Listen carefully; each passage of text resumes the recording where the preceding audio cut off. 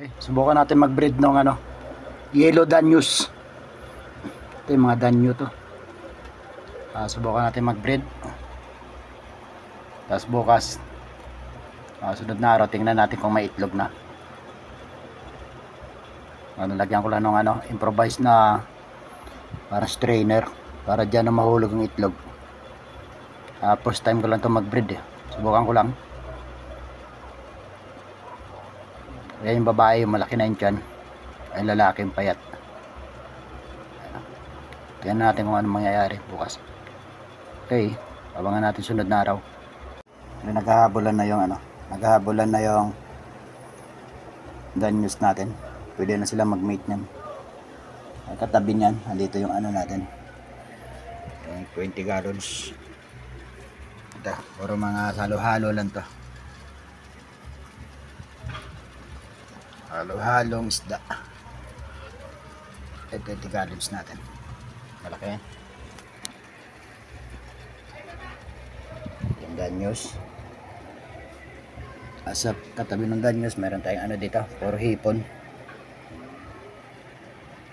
Yan.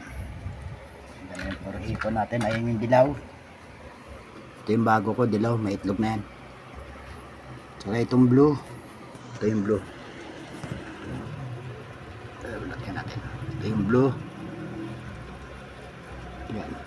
Ito yung dilaw. Ayun may itlog na. Daming itlog ng dilaw ko.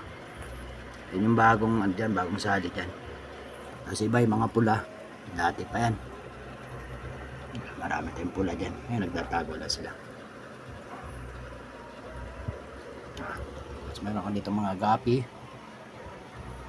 Ito yung mga gapi ko. 5 gallons lang din yata to. 10 gallons. 5 gallons lang to. Ito yung mga gapi ko.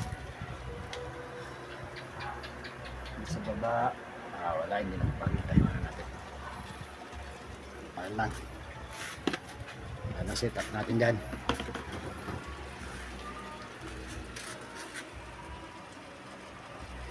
Gaganda ng halo-halong muli ko. Plati tsaka muli. Meron akong malaki doon. Ayun tatago. Sana mag-breed na nga itong natin. Danyos. Danyo, yellow danyo. Meron ako dito pink. Yung pink danyo ko, ay hindi ko makita. Halo-halo din to Ito pinaka ko. Yan yung blue. Ito yung yellow. Kasi iba yung mga tula yan.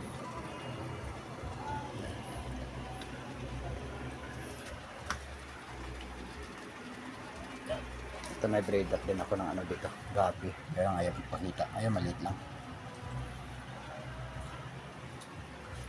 Okay. Kita-kita sa sunod.